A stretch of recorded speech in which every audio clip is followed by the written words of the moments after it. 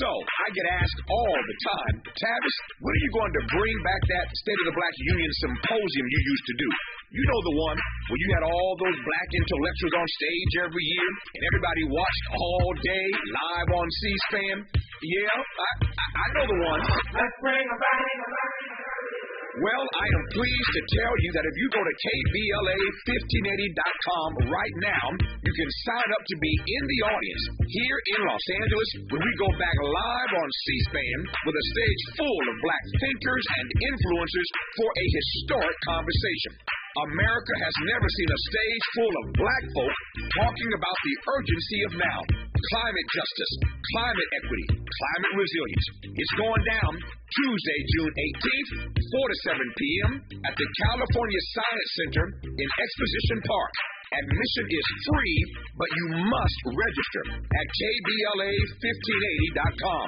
Once we reach capacity, you'll have to watch us on C-SPAN. But if you want to be in the room when we go live from Los Angeles, Tuesday, June 18th, head to KBLA1580.com right now to reserve your seat. Caring about the climate, caring about the community. With KBLA Talk 1580, we've got your black. Have a deep up say,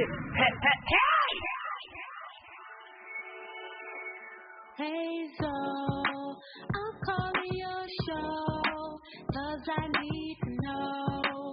Show me which way to go before I throw my man out the door. Okay, hold on a second, Keisha. Just let me ask Ronald exactly what's going on, because it takes two to tango, and I need to hear his side of the story. Don't you driving me insane, just as heavy on my brain. Chickies playing silly games, man, I'm about to bring the pain. We seem to fuss and fight every day and every night. Please give some advice so we can see the light. See the light.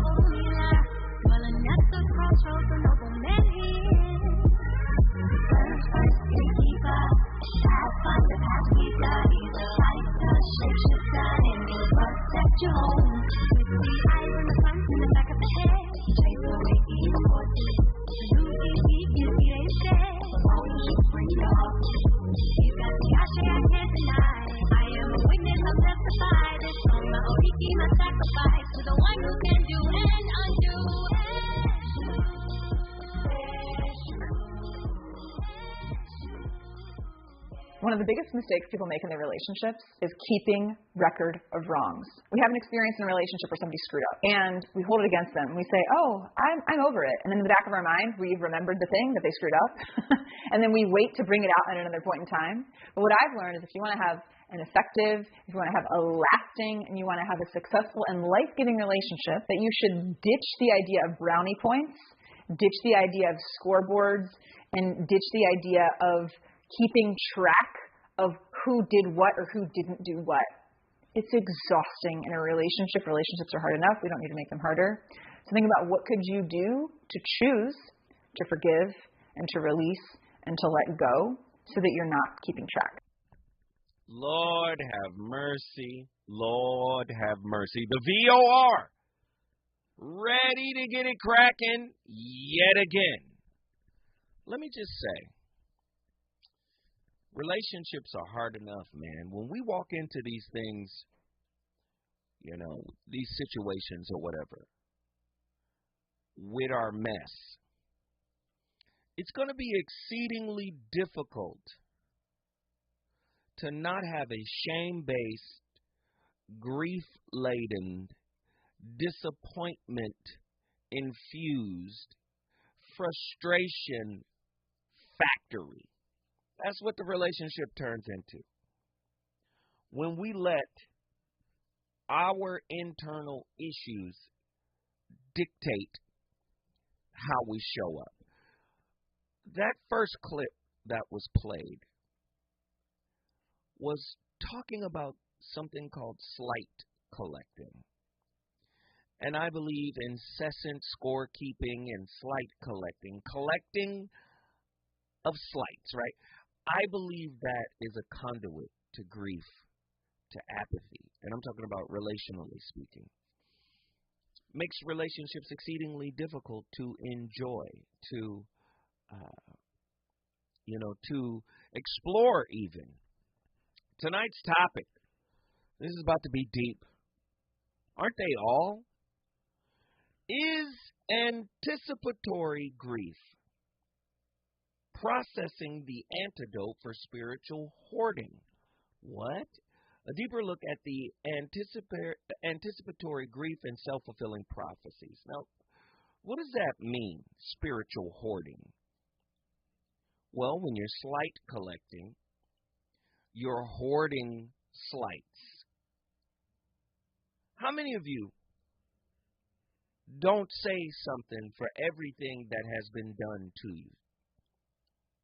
You know, a lot of people, sometimes feel like their voice is minimized. A lot of people feel like they don't speak up for themselves, but yet they never forget what was done. That's kind of spiritual hoarding because you kind of swallow it, right? And when you swallow something that leads to self-disempowerment, at some point, you're going to start thinking about the day I pop off, the day I say what I need to say, the day I open up. And this is why I say there's a difference between acceptance and tolerance. Now, people like to play semantic games. Are you saying you should accept somebody's disrespect? No. The only thing you can accept about a person is who they are, what they do, what they show you, right? Can't accept anything else. And I think a lot of our disappointment in relationship is because we still, we still want somebody to show up the way we want them to show up. And it's just not going to happen. People show up as themselves, regardless of the performative actions that they may have in place. But people show up as they are. What is anticipatory grief? And what are some of the ways that people in relationships may experience it? What role does unhealed wounds, or do unhealed wounds, object permanence, and emotional objectivity play in processing grief? Many people think grief is only associated with the loss of a loved one. Grief is also associated with the loss of oneself. Grief is also associated with the loss of a relationship. Right? Anticipatory grief. How many people can't really open up because of a fear of losing oneself? Anticipatory grief. If I lose myself this time around, do you see? Do you see how we anticipate mess? We anticipate BS when we're walking into a relationship. It's very difficult to heal. Listen to what I'm about to say. It's very difficult to heal while you're in the middle of a relational performance.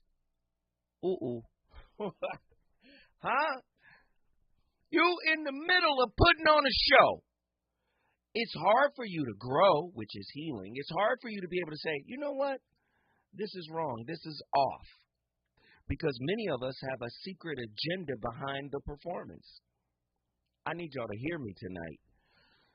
How can the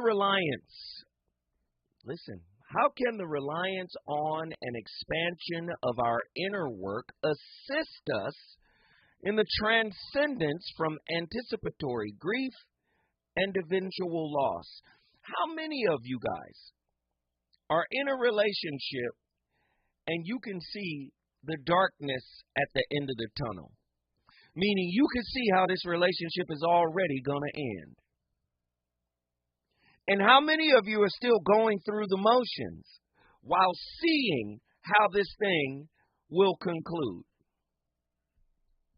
Anticipatory grief. Why is grief associated with it? Well, for many, people hang in there because they want their payout. They want to get their relationship stimulus check. I know people don't want to hear it put that way. I have put so much time, so much energy, so much effort, so much money. I want to see the fruits of my labor. This is why sometimes letting go is so difficult. I was talking to a brother today, and we spent a good 90 minutes working through his situation. And I gave him the sage advice that was given to me by Dr. Mark Goulston many, many years ago. I said, brother, you got to break up with the desired outcome that you're never going to get. You're still holding on. You want to see how it could turn around. Do you understand? Sometimes you got to break up with the outcome you never got. Pining over the outcome you never got is definitely a source of grief. In what ways does the accumulation of spiritual beliefs and practices contribute to the phenomena of slight collecting and anticipatory grief? That's a heavy question. A lot of times we don't want to look at our spiritual beliefs or our belief systems as a source of grief. Well, where did you get the idea from in the first place? Here we go. I want to hear what you guys have to say tonight. Get on your phone lines. Anticipatory grief. Are you already... Listen, let me ask this final question. I was talking to some sisters today at the lounge. And the sister told me, and this isn't something I haven't heard before, but I want to hear from y'all. Are many sisters in a conscious state of anticipatory grief because you've already broken up with the dude?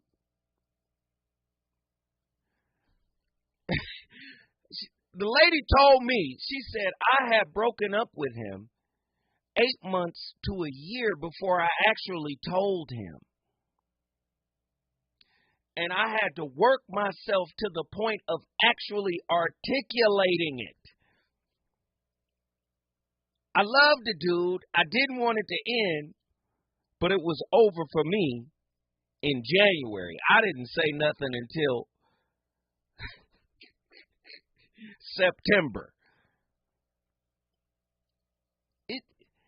Do you understand what I'm saying? I need you guys to talk to me tonight. Get to your phone lines. The number to dial, 1-800-920-1580. We got a barn burner. I want to hear what you think about tonight's topic.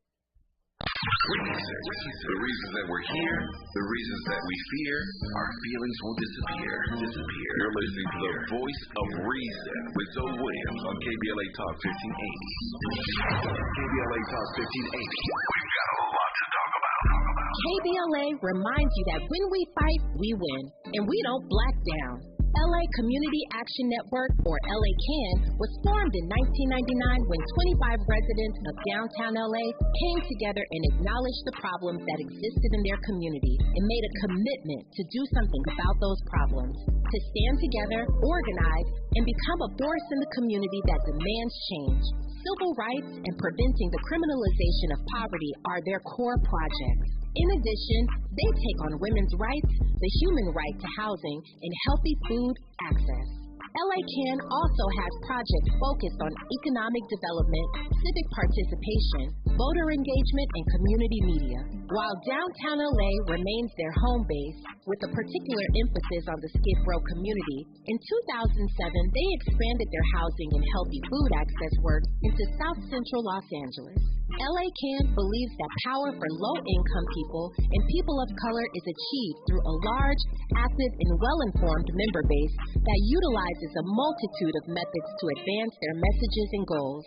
If you'd like to join the Los Angeles Community Action Network and organize people to fight back against oppression, please visit cangress.org. That's cangress.org. This is a community call to action from KBLA Talk 1580. Hey there, Los Angeles. This is James Lucky Jr., publisher and editor of Los Angeles News Observer. Are you hungry for news that matters to you and the African-American communities of Los Angeles? Well, buckle up, because we got the scoop you've been craving. Stay in the know and never miss a beat with our free weekly publications conveniently available near you. Or hop on the digital wave and become an exclusive subscriber at OGNSC.com.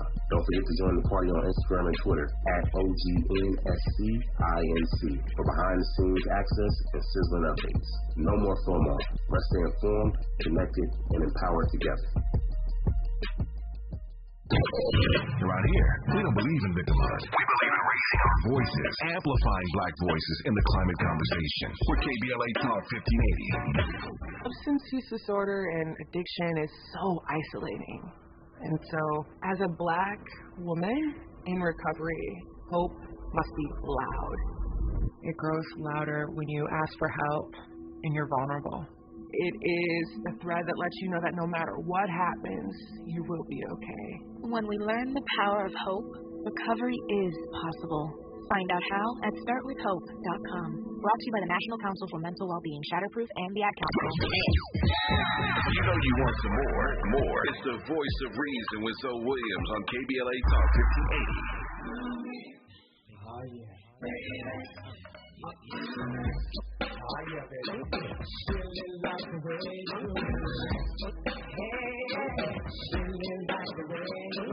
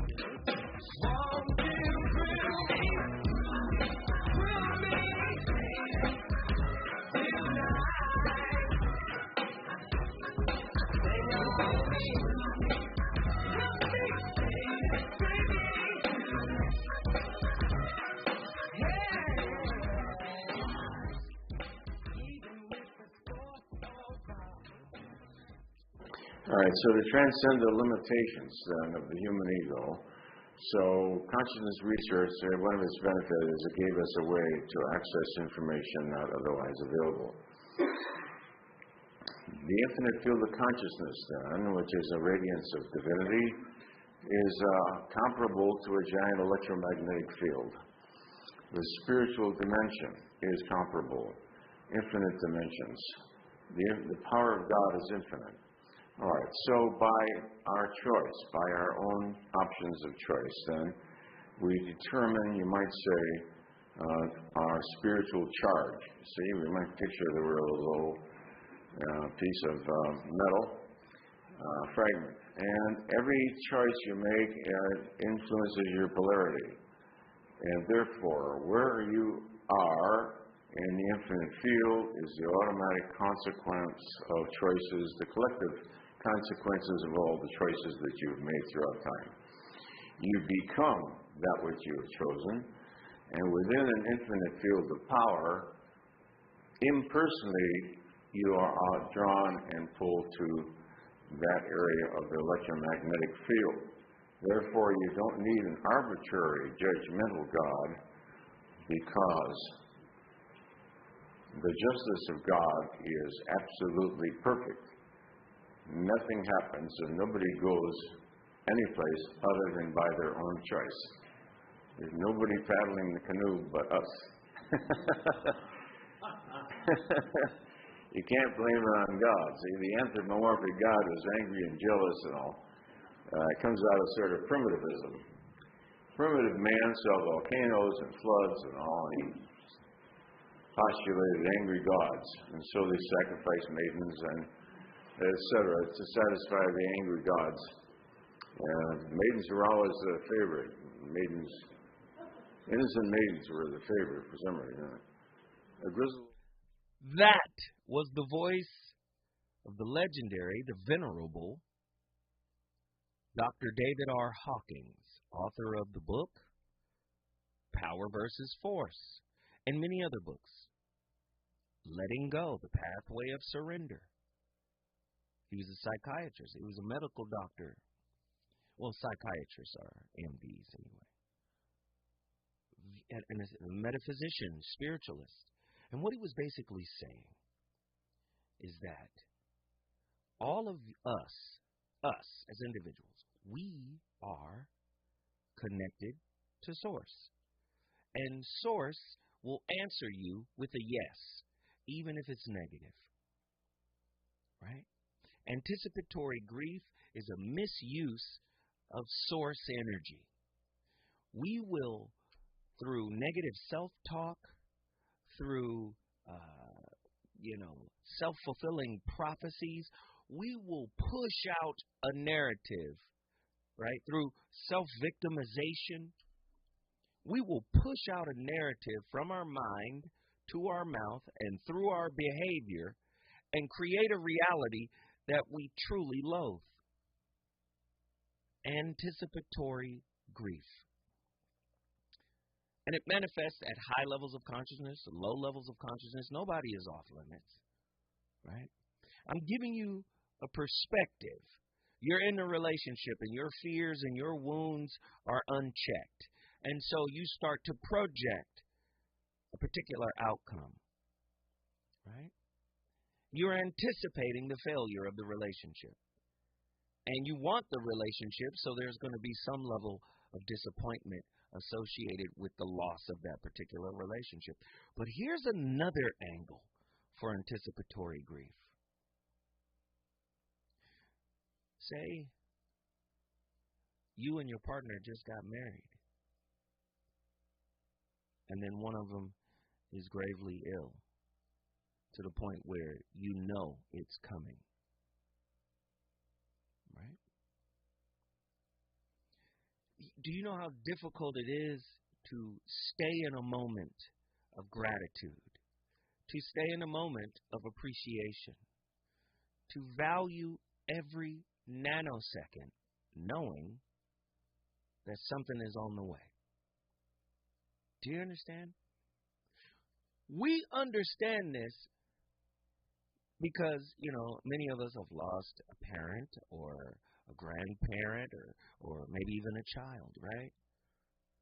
But oftentimes, that thing doesn't hit home until there's a diagnosis. How many of you take your partner for granted? Because your fears are saying, was I treated right? Did I get what I signed up for? Like, we spend so much time, an inordinate amount of time, focused on doing things to be happy that we forget to be with one another. We forget to truly lock in and enjoy the presence of each other. Well, that's a byproduct of not really knowing how to be present with oneself. Very deep. And when we're not getting what we want, we become slight collectors and grief manufacturers. It's heavy stuff when you really start to dig into it. At its core, anticipatory grief is a testament to our capacity for love and connection. It is the price we pay for opening our hearts to one another, for the forging bonds that transcend the boundaries of time and space. Yet, amid the pain and uncertainty lies a glimmer of hope, a chance to confront our deepest fears and unravel the tangled schema of spiritual hoarding. Can I just tell you this? Nobody owes you anything, not even in relationship. Right? If you feel slighted, understand the feeling associated with it. Have you noticed pretty much everything is coming as a reaction from your particular maladaptive attachment style? If you start looking into you, that slight or that perceived slight could be an opportunity, right? It could be an opportunity of self-investigation. Why did that bother me? Right? Why? Why do I feel like my voice isn't heard? Right? Many people who feel like they haven't been seen or heard, they have behaviors that are conducive to not being seen or heard. In other words, many of them lack courage with regards to speaking up. Many of them will shrink themselves. See, it's easy to flip it around and say, this person made me feel small. And there are, in fact, some people that do that. But I believe that we are co-creators in our relationship experience. And sometimes our belief systems are actually behind the scenes helping us to be small, helping us to not be seen, to not be heard. And these behaviors will lead to a sustained, low-grade level of existence as well as grief. When I come forward, I'm opening the phone lines. Are you a slight collector? Do you keep tabs on all the mess your partner has done? Have you spoken up? Or do you stay quiet? When we come forward, I want to hear from the callers. You guys talk to me. The number to dial is 1-800-920-1580. He's on fire tonight. It's the voice of reason with Zoe Williams, exclusively on KBLA Talk 1580. I'm Tyreek Wynn. Here's the latest on the Black Information Network. Over 16,000 pounds of ground beef is being recalled due to possible E. coli contamination. On Wednesday, the USDA announced the recalled beef was shipped to Walmart stores nationwide. Defective beef is from the company Cargill Meat Solutions, and Pacific Recall products can be found online. The state of Maryland has awarded a wrongly convicted black man $3 million for the 31 years he spent in prison before being exonerated. 63-year-old Gary Washington was released from prison in 2018. The city state's attorney's office dismissed the charges against him in 2019, and a circuit court judge later vacated Washington's convictions. The black police chief in Tulsa, Oklahoma is stepping down. Police Chief Wendell Franklin has announced he will retire from the department effective July 31st. He's taking a job in the private sector as a director and corporate security. He says it's the perfect fit for him. That's the latest. I'm Tyreek Wynn on your home for 24/7 News, the Black Information Network. Hey, it's Dean Sharp. How does 3 months of free electricity and a lifetime of energy savings sound? Well, it's yours when you go solar with Sunlux. Learn more at sunlux.com, sunlux.com. KBLA Talk 1580 is the fastest growing talk radio station in Southern California, home to 50,000 watts and an audience reach of 12 million listeners. KBLA Talk 1580 is a pioneer for black audio content, including our groundbreaking $2 million climate justice campaign and the most loyal, influential audience. According to an independent research study by the polling firm Avitarus, for the second consecutive year, KBLA Talk 1580 is the most trustworthy, reliable, and credible news source for black audiences and beyond in Southern California. Let KBLA Talk 1580 power your advertising dollars. Our omni-channel custom marketing solutions are specifically tailored to connect with your ideal target audience. We leverage audio, podcasts, streaming, digital, social media, and local activations to get your message out to the black community. Get in touch with our advertising team today at advertising@KBLA1580.com. That's advertising at KBLA1580.com. KBLA 1580. We've got your black. To help combat climate change, LADWP is helping neighborhoods have better access to electric vehicles by awarding nearly $130 million in EV rebates to customers just like you. From big savings on used EVs to building new charging plazas, LADWP is charging ahead to help all Angelinos experience the benefits of EVs. Get rebates of up to $4,000 for a used EV and $1,750 for a charger. Learn more at ladwp.com/EV. That's ladwp.com/EV.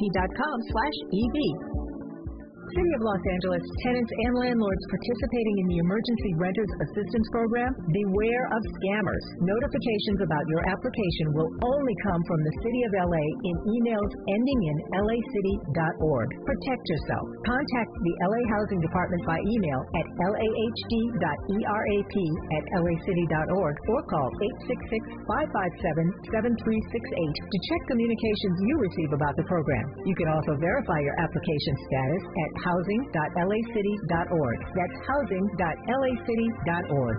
Hey, LA residents, it's planting season and the perfect time to get shade trees growing around your home. LADWP and City Plants are giving every resident up to 7 free trees. That's right, 7 free trees delivered right to your door. Trees are great for the environment, help improve air quality, and can help you save on your bill when you use less air conditioning to stay cool indoors. Learn more at ladwp.com/free trees. That's ladwp.com/free trees. KBLA Talk 1580. We've got a lot to talk about.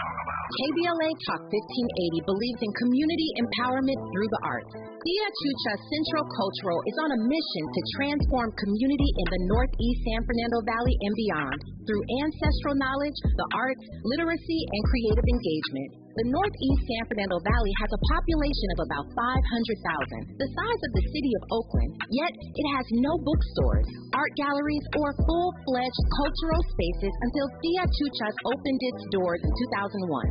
Founded by renowned poet and activist Luis Rodriguez, Tia Chuchas Cultural Center provides a year-round free or low-cost arts and literacy bilingual intergenerational programming in mural painting, music, dance, writing, visual arts, healing art sessions, and healing talking circles. Activities also include Mexica, Aztec dance, indigenous cosmology, philosophy, and 2 weekly open mic nights, one in Spanish, the other in English. In addition, they host author readings, film screenings, and art exhibits. To express yourself, heal yourself, attend an event, or volunteer, please visit www.tiachucha.org. That's TIACHUCHA.org. This is a community call to action from KBLA Talk 1580.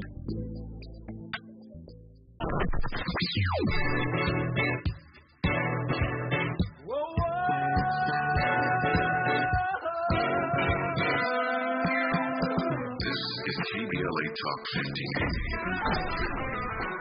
Talk radio. That's music to your ears.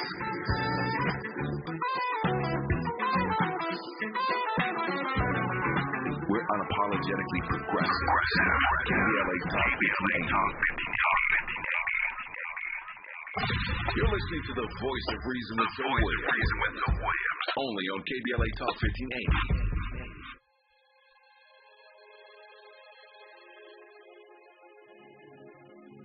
Sweetheart, I've been trying so hard to get over you.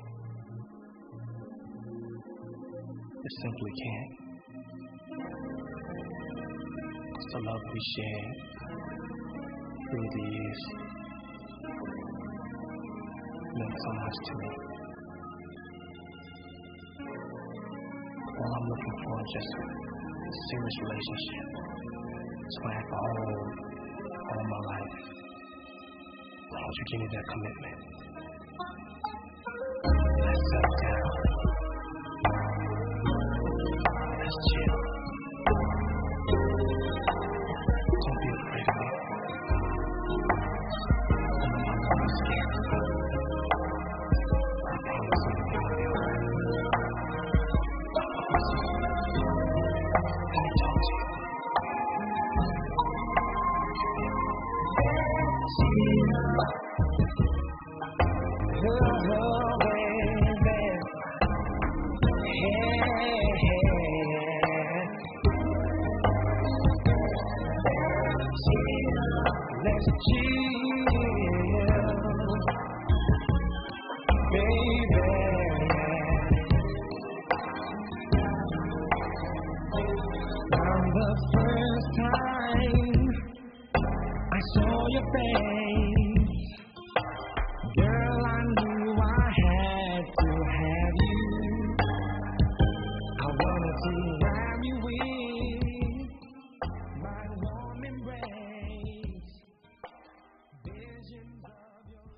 Hi, everyone, and welcome to Gospel of Royalty, the online Bible teaching series that emphasizes your connection to the kingdom of God.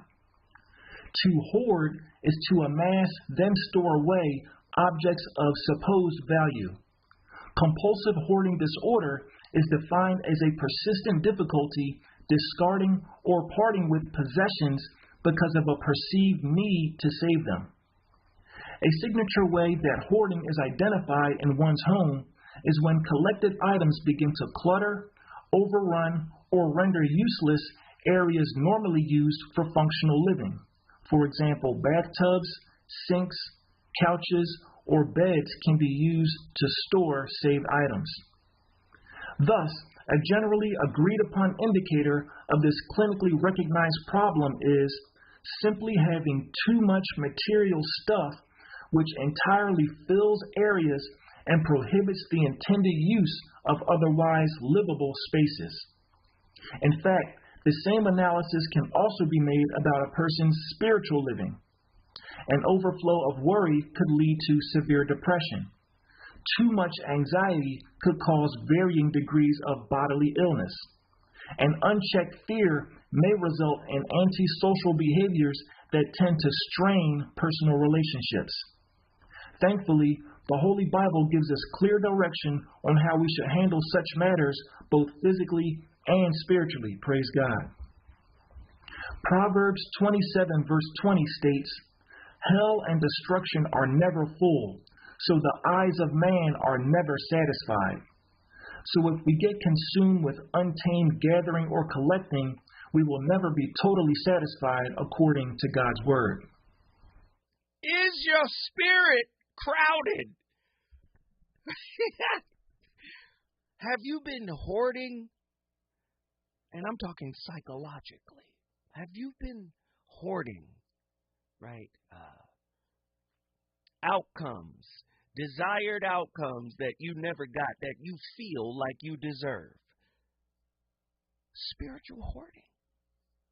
It's heavy stuff. This is what we do in relationships. Listen. Why would you start a new relationship before you emptied out your spirit closet? That's going to lead to grief. Do you know how much pain hoarders are in? And I'm talking psychologically. Yes, it brings them some level of comfort to be able to say, oh, I got 3,000 comic books stacked up in the corner over there. Don't touch none of them, right? Sure. But the reality of it is these are people that are in pain. And people who are psychological and spiritual hoarders, they are in pain too. Right? Why is it so difficult for us to let go, right, of things we feel like we deserve? Could the I deserve mindset set you up for failure? How so? You're going to tell people what you think you deserve. You're going to let that be known in the form of expectations. Well, the average person will tailor-make some behaviors around those expectations. And then the performance begins. And then when you're let down, when you don't get what you want, you still hold on to the belief. I've said this many times. I believe people are in a stronger, more trauma-bonded relationship with their beliefs than they are with people. This is why they can discard people so easily. They're going to hold on to the belief, but is the belief the source of your grief? 1-800-920-1580. The great Krishnamurti said it this way. Look at your own relationship with another. Look at it objectively, not sentimentally, not emotionally, but look at it very clearly. To observe it so that you see clearly not only yourself in relationship, but how in that relationship you have created an image about yourself and the image about the other. And what's so powerful about that, Krishnamurti goes on to say, relationship without image is love. We struggle to have real connection because there's an expectation. And when we don't get what we want, frustration, disappointment, sadness. Dr. David R. Hawkins said it this way. The child is disappointed, so the child cries. When the cries don't work, the child gets angry. Have you ever seen a baby mad? Yes. First, the cry is a communicative thing. Hey, I need you to understand something. But then if you still don't do what the baby wants, I've seen a baby mad cry, get mad and cry. Yes, we throw tantrums. Where there's anger, it can go to grief. Grief is the result of loss. So anger is the precursor to loss. Do you see? When you get angry, that's when you do stupid things. That's when you fall out of pocket with self. I've been there before. Andy is telling me. But let me get my callers in here right now. We got Attila from Houston, Texas. Attila, get in here. What are your thoughts on tonight's topic? Anticipatory grief. Yeah. Talk to me. Oh, man, this topic. Okay, so one thing that I wanted to address, I don't know if you included it in the questions or not. We talked about the flight collecting. Oh, fatalism in the worst case scenario. I think a lot of that, what you're speaking on, comes from that, is really anticipating not just grief, but the worst possible scenario or situation that could happen. And I've seen a lot of that even like within my own family. I'm like, why is everything like the worst situation possible? And I think that people see that as a protective mechanism, as if somehow if they can envision and anticipate the worst possible scenario, that they can somehow protect themselves or shield themselves from that happening because they've seen it and now they got to figure out how to prevent it. But I think it's a self-fulfilling prophecy. Go deeper. I'm listening. Yes, go deeper. So in the context of relationships, right, if I have a fear that my partner will step out on me or cheat on me, right, and I go into a question mode or an investigative mode in a way that there is no need to do that, there is no precursors or signs or anything of that nature to do that, you can actually push someone towards the behavior that you're actually trying to prevent. Now, it's not to say that that person doesn't have any say in what they've done, but I do think that the actions that we take and the ways in which we behave because of our insecurities, we can provoke people towards anger, right? What's that Bible verse?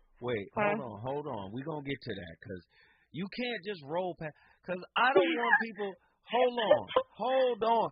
I don't want people thinking that they're somehow responsible for the cheater's action. Now, I do understand that a negative emotional environment, a negative psychological environment could make a person just want to get out and not want to go home and not want to be. But at the end of the day, the choice is still theirs, right? Hold that thought. When we come forward, we're going back to Houston, Texas. Leave it to Attila to take us on a ride. Let's go. Is it good to you? More Voice of Reason with Zoe Williams when we come forward. We ask seniors how to prevent Medicare scams. My best advice, if you get a phone call, do not talk to the person. These people are well trained. Don't talk to them. They don't know me. They're just trying to scam me. Don't be fooled. Hang up. Just hang up. Never give out your Medicare number. They're going to get your number and put in a false claim. If I get a call from someone, I don't pick up the phone. And should I pick up the phone and they ask for information, then I hang up. How do you detect Medicare fraud? Just like I check my credit card statements, I check my Medicare statements monthly. Scammers can get a hold of your number, order medical devices through your account, and you're not even going to know about it if you don't look at your statement. Check your statement every month. If you get your statement and you see something that you know you did not have done, you report it. Call your senior Medicare Patrol. To report Medicare fraud, call the Senior Medicare Patrol at 855-613-7080. It's the Farewell Tour. Maze featuring Frankie Beverly and KBLA wants to send you and the special mom in your life. Sunday, May 12th at the Kia Forum. Make sure I'm right, girl, before I let go. Also featuring soul icon Anthony Hamilton.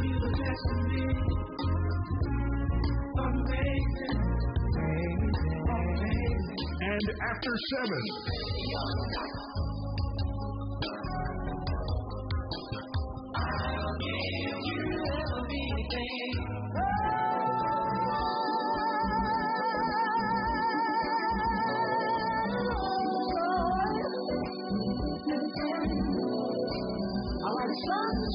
It's a Mother's Day celebration you won't forget. Listen in for your chance to win tickets. And don't forget to wear white. It's the Farewell Tour with Maze featuring Frankie Beverly. Helping to broaden your political and moral imagination with our 2024 Climate Justice Campaign with KBLA Talk 1580.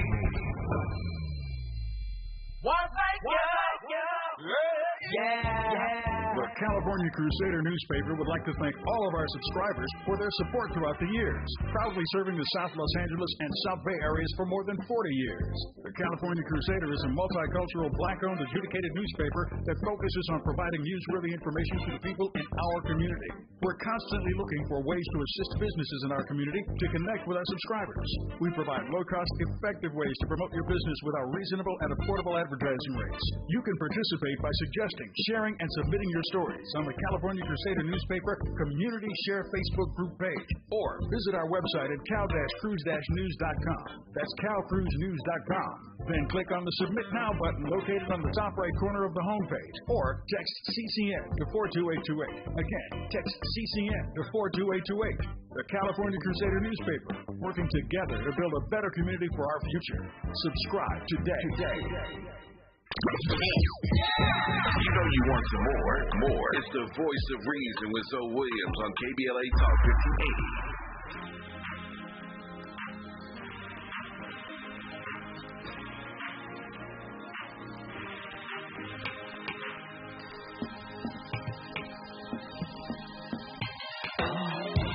Girl, words can express the way I feel for you. The way you hold me, the way you touch me. Girl, everything you do to me, you know I like it. Don't stop now.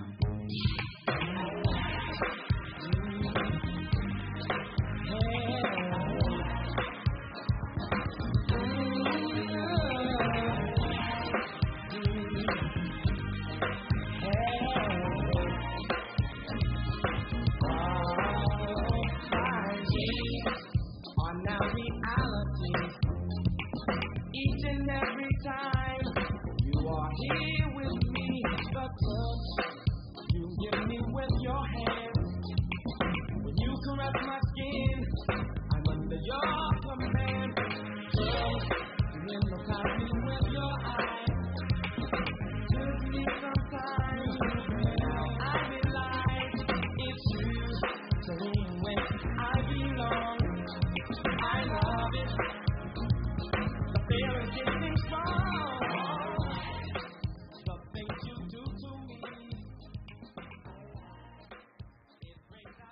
There's more to us than there is to the horror.